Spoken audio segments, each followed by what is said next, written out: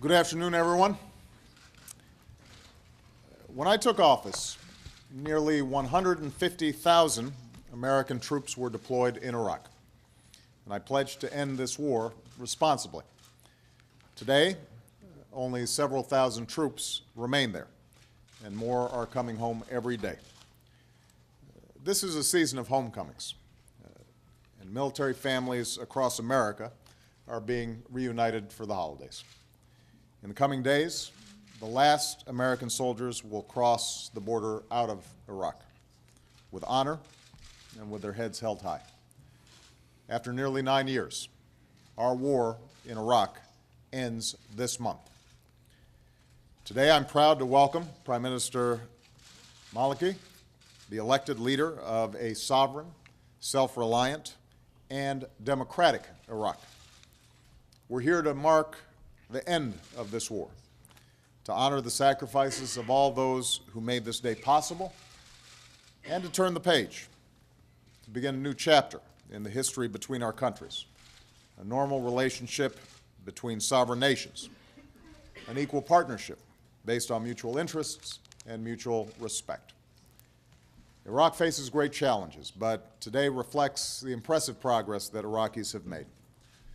Millions have cast their ballots, some risking or giving their lives to vote in free elections.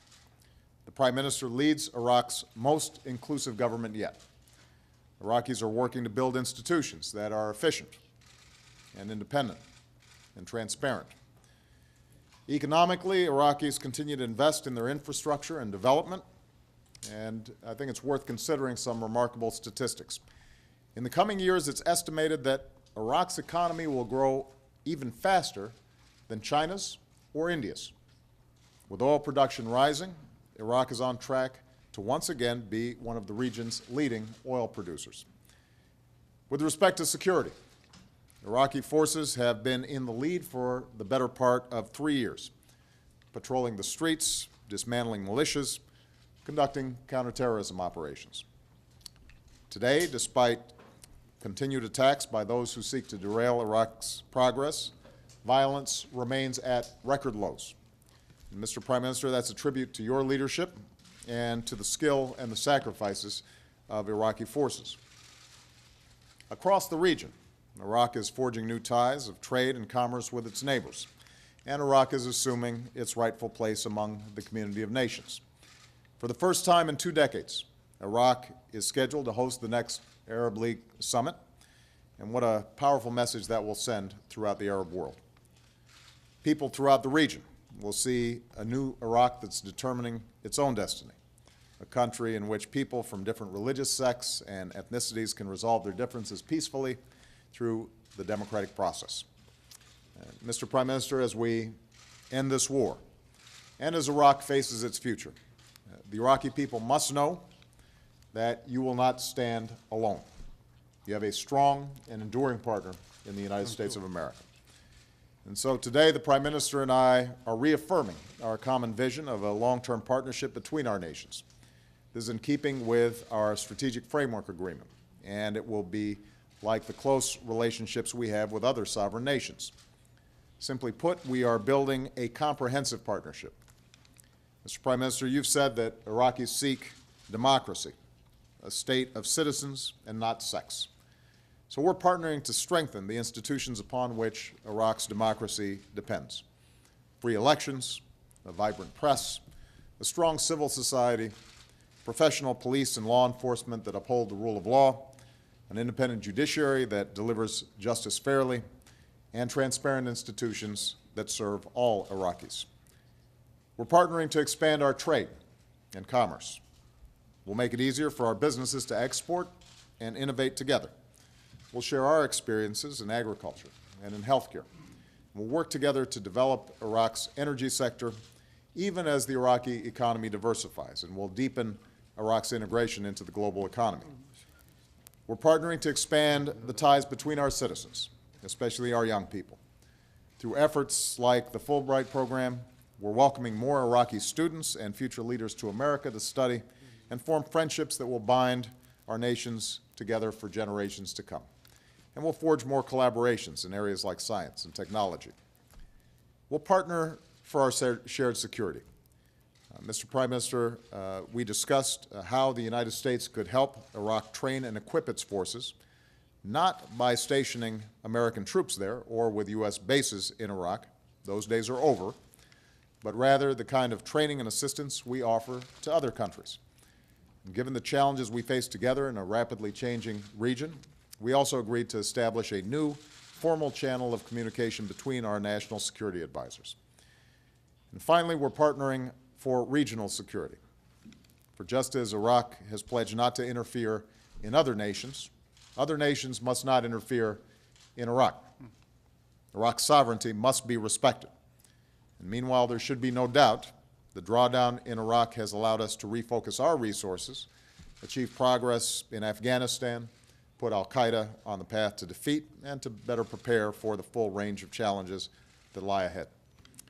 So make no mistake, our strong presence in the Middle East endures, and the United States will never waver in defense of our allies, our partners, or our interests. This is the shared vision that Prime Minister Maliki and I reaffirmed today. An equal partnership, a broad relationship that advances the security, the prosperity, and the aspirations of both our people. And Mr. Prime Minister, you've said it yourself. Building a strong and durable relationship between our two countries is vital, and I could not agree more. So this is a historic moment. A war is ending. A new day is upon us. And let us never forget those who gave us this chance.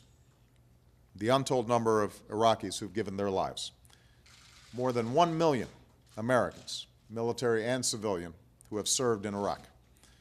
Nearly 4,500 fallen Americans who gave their last full measure of devotion.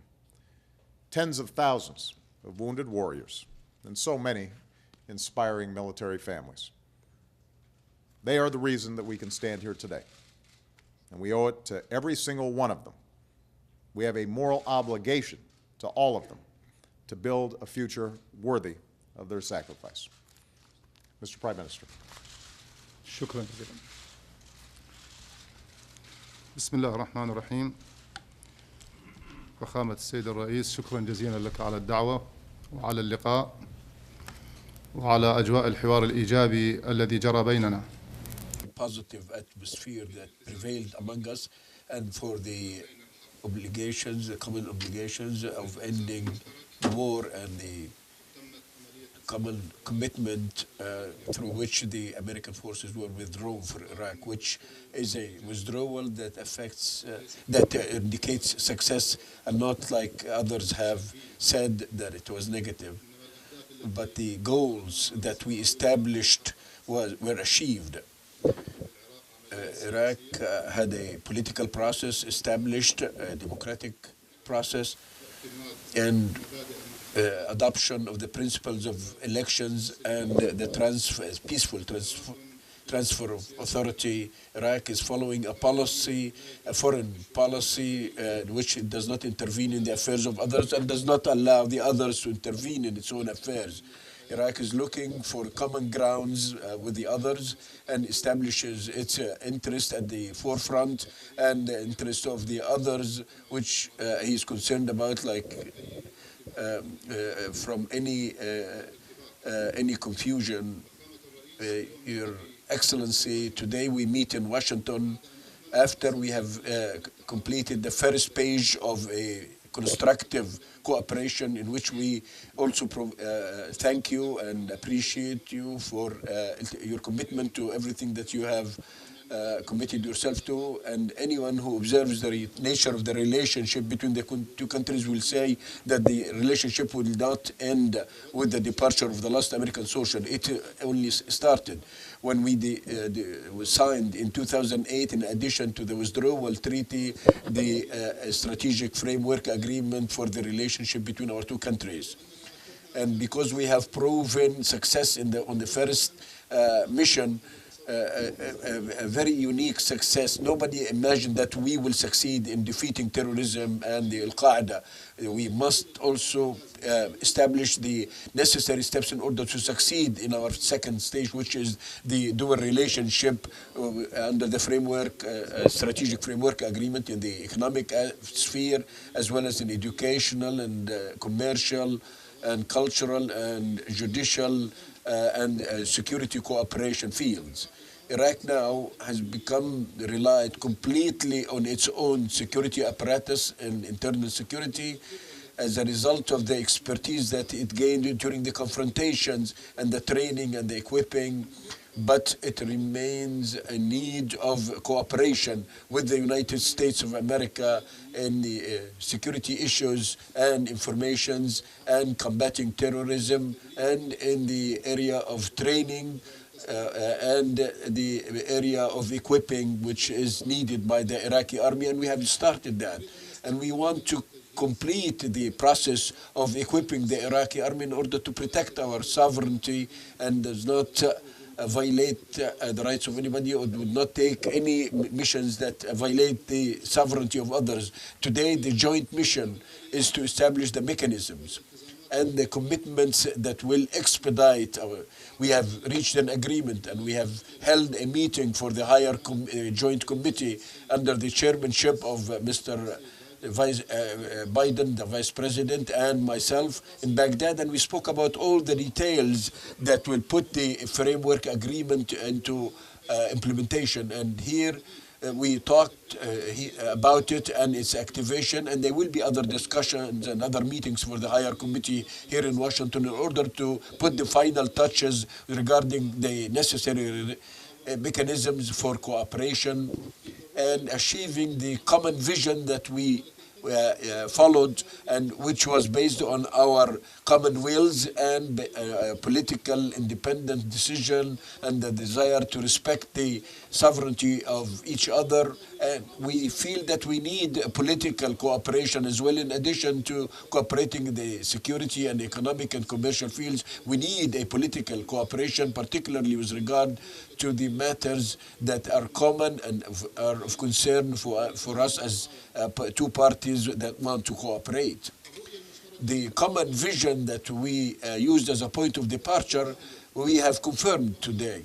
And I am very happy to every time we meet with the American side, I find determination and a strong will to activate the strategic framework agreement. And I will say it frankly, this is necessary and it serves the interest of Iraq as it is necessary and serves the interest of the United States of America. This makes us feel that we will succeed with the same commitment, common commitment that we had in combating terrorism and accomplishing the missions that the basis of which Iraq was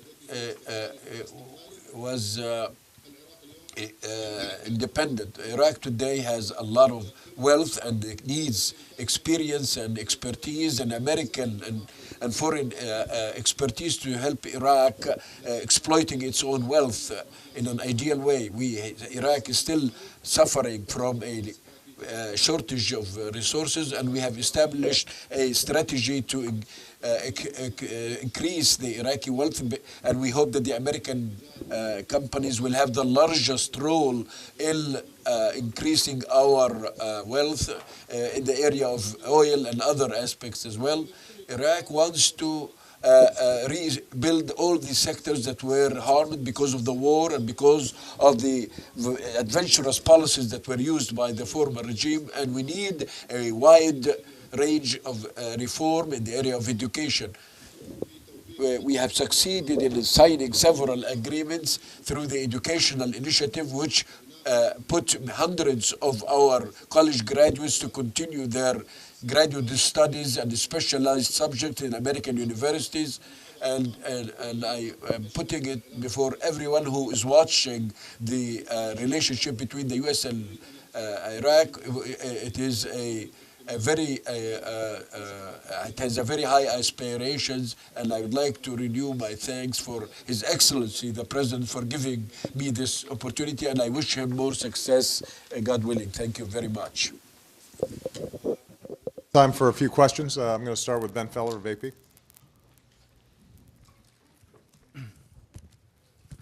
Thank you, Mr. President and Mr. Prime Minister. Mr. President, I have two questions for you on the region. In Syria, you have called for President Assad to step down over the killings of his people, but Prime Minister Maliki has warned that Assad's removal could lead to a civil war that could destabilize the whole region. I'm wondering if you're worried that Iraq could be succumbing to Iran's influence on this matter and perhaps helping to protect Assad.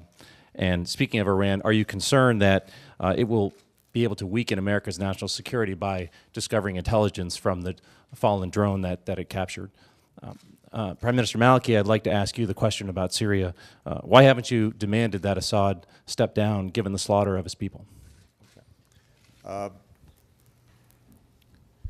First of all, the Prime Minister and I discussed Syria, and we share the view that when the Syrian people are being killed or are unable to express themselves, that's a problem.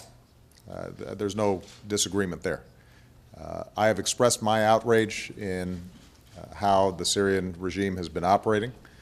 I do believe that President Assad missed an opportunity to reform his government, chose the path of repression, and has continued to engage in repressive tactics, so that his credibility, his capacity to regain legitimacy inside Syria, I think is deeply eroded.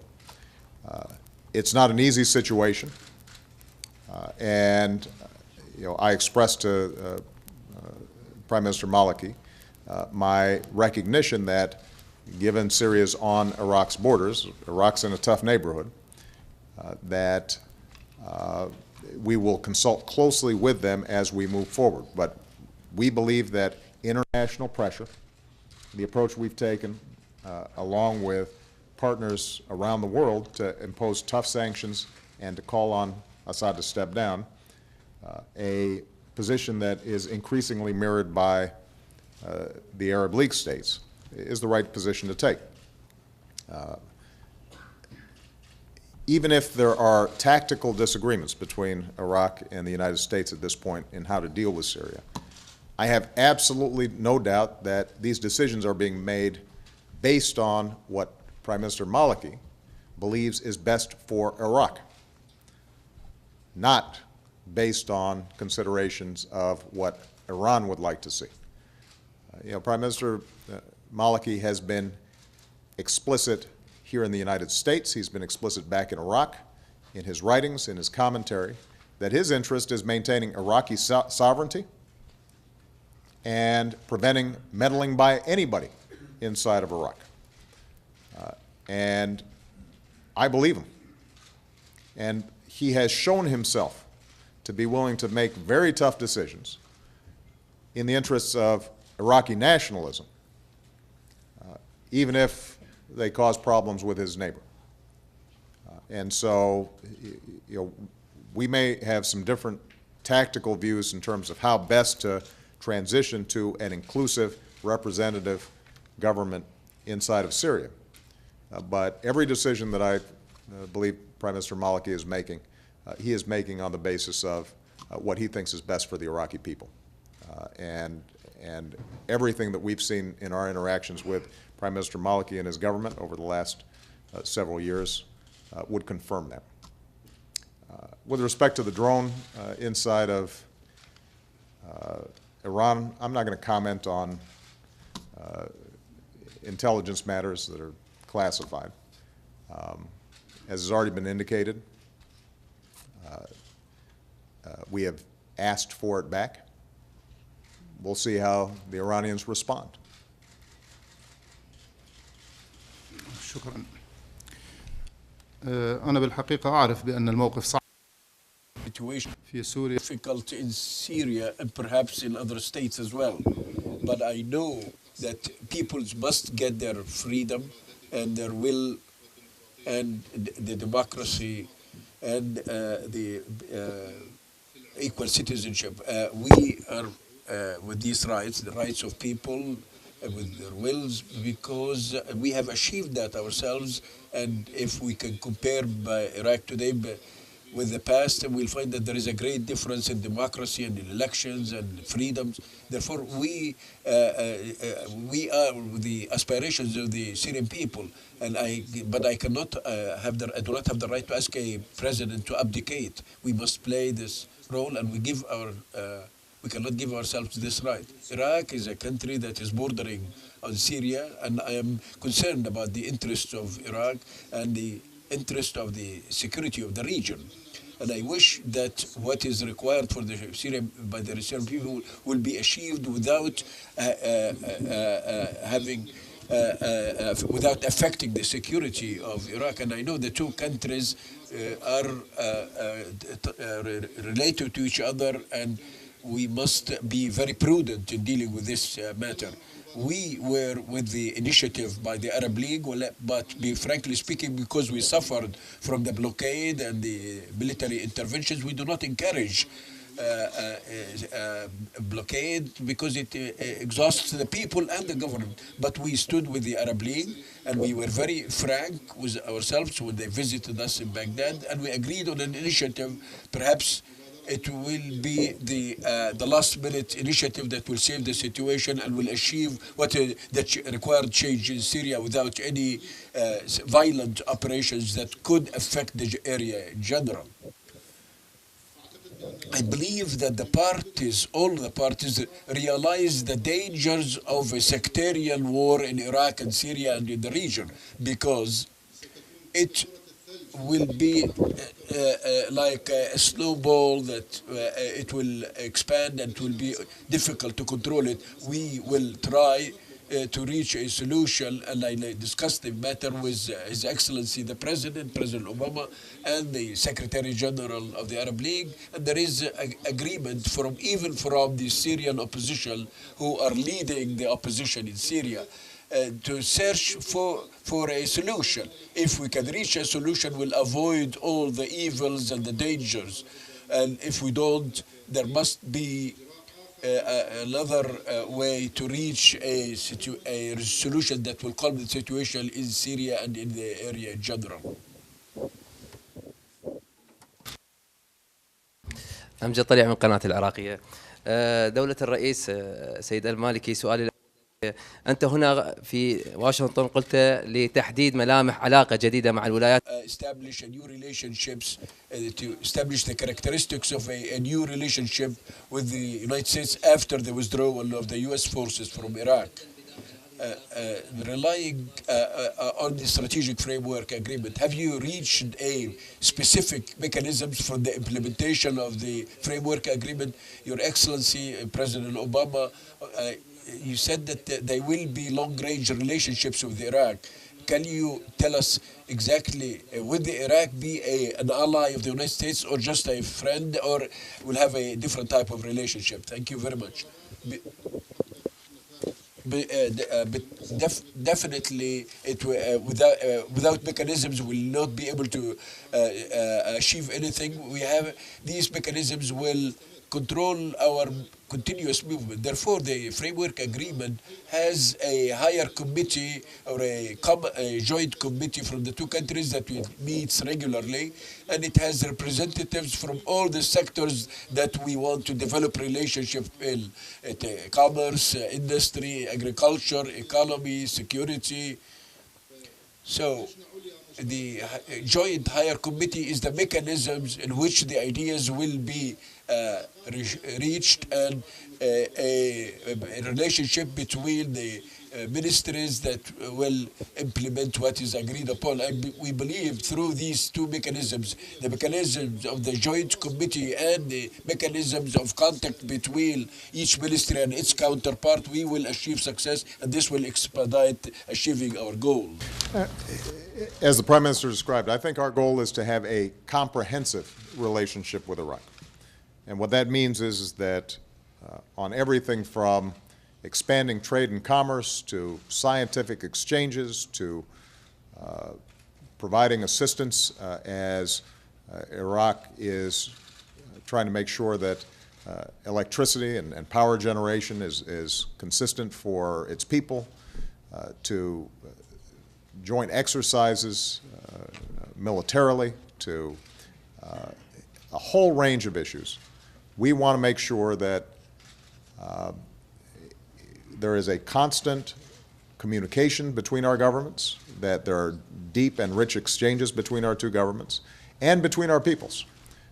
Because what's happened over the last several years has linked the United States and Iraq in a way that is potentially powerful and could end up benefiting not only America and Iraq, but also the entire region and the entire world.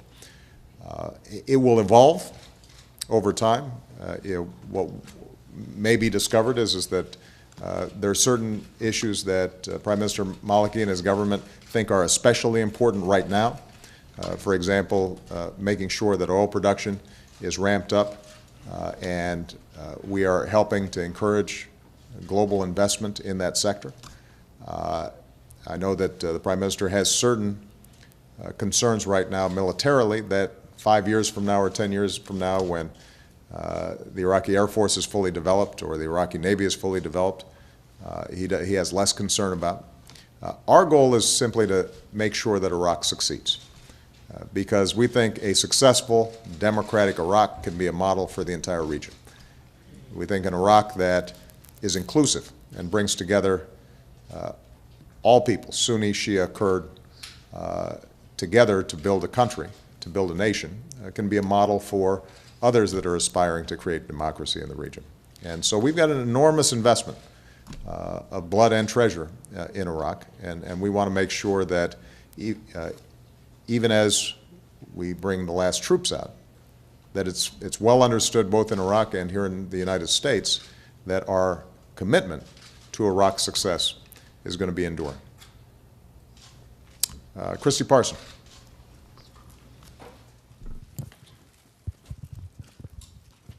Thank you. You were a little delayed coming out today. I was wondering if you could talk about any agreements that you may have reached that you haven't detailed already. For instance, can you talk a little bit more about who will be left behind after the U.S. leaves, how big their footprint will be, and what their role will be? And Mr. President, could you also address how convinced you are that the Maliki government is ready to govern the country and protect the gains that have been made there in recent years? I also wonder if, on this occasion, you still think of this as a dumb war. I'll take the last question first. I think history will judge the original decision to go into Iraq. But what's absolutely clear is, as a consequence of the enormous sacrifices that have been made by American soldiers and civilians, American troops and civilians, as well as the courage of the Iraqi people, that what we have now achieved is an Iraq that is self-governing, that is inclusive, and that has enormous potential. There's still going to be challenges, and I think the Prime Minister is the first one to acknowledge those challenges. Many of them, by the way, are economic. After many years of war, and before that, a brutal regime, it's going to take time to further develop civil society, further develop the institutions of trade and commerce and the free market, so that the extraordinary capacity of the Iraqi people is fully realized. But I have no doubt that Iraq can succeed. With respect to security issues, look, when I came into office, I said, we're going to do this in a deliberate fashion. We're going to make sure that we leave Iraq responsibly, and that's exactly what we've done. We did it in phases, and because we did it in phases, we were continually able to build up Iraqi forces to a point where when we left the cities, violence didn't go up in the cities. When we further reduced our footprint, violence didn't go up. And I have no doubt that that will continue. First question you had to do with what footprint is left. We're taking all of our troops out of Iraq. We will not have any bases inside of Iraq. We will have a strong diplomatic presence inside of Iraq. We've got an embassy there that is going to be carrying out a lot of the functions of this ongoing partnership and executing on this strategic framework agreement. We will be working to set up effective military-to-military ties that are no different from the ties that we have with countries throughout the region and around the world. The Iraqi government has already purchased F-16s from us. We got to train their pilots and make sure that they're up and running and that we have a effective Iraqi Air Force. We both have interests in making sure that the sea lanes remain open in and around Iraq and throughout the region. And so there may be occasion for joint exercises. We both have interests in counterterrorism operations that might undermine Iraqi sovereignty, but also could affect U.S. interests, and we'll be working together on those issues. But what we are doing here today, and what we'll be executing over the next several months, is a normalization of the relationship. We will have a strong friend and partner in Iraq. They will have a strong friend and partner in us.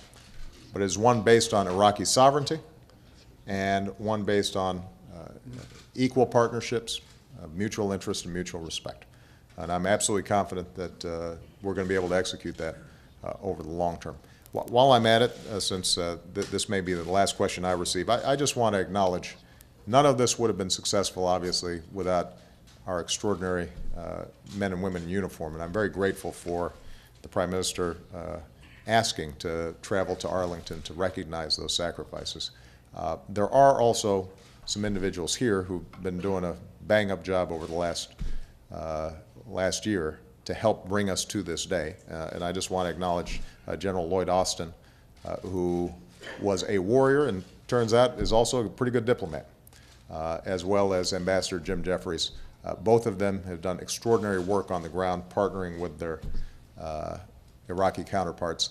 And I'm going to give a special shout out to my friend and partner, Joe Biden, who I think ever since I came in has helped to establish high-level, strong links and dialogue between the United States and Iraq through some difficult times. And I think Prime Minister Maliki would agree that the Vice President's investment in making this successful has been hugely important. شكرا جزيلا. Thank you very much. I believe the remaining of the question that was given was answered by His Excellency the President. I have also answered it at the beginning, the dialogues that were to confirm the confidence and to move into the implementation of this framework agreement and to invite the companies and to train our soldiers on the weapons that were bought from America and with the need for expertise in other civil fields and their protection and protection of their movement in Iraq. We talked also about the political issues, which is a common interest for us. And we spoke also about the question of armament, as the President said that Iraq has bought some weapons and now is applying for buying other weapons to develop its capabilities in the protection of Iraq. These are all titles of what we discussed, but it was done in an atmosphere of harmony. Mr. Prime Minister, you stated that there is a cooperation in the area of armament. Can you tell us the amount of military cooperation between the United States and Baghdad in this area specifically? Have you received any promises from President Obama in this regard specifically? of the U.S. Embassy in Baghdad, there is argument going on inside Iraqi politicians now regarding this size. It's 15,000, and I wonder if you discussed with Prime Minister to reduce the number of the diplomats. Thank you. Definitely, we have raised the issue of the Iraqi need for weapons, for aerial protection, naval and ground protection. We have a lot of weapons, American weapons, and it requires trainers. And we received promises for cooperation from His Excellency the President for some weapons that Iraq is asking for, especially those related to its protection of its airspace.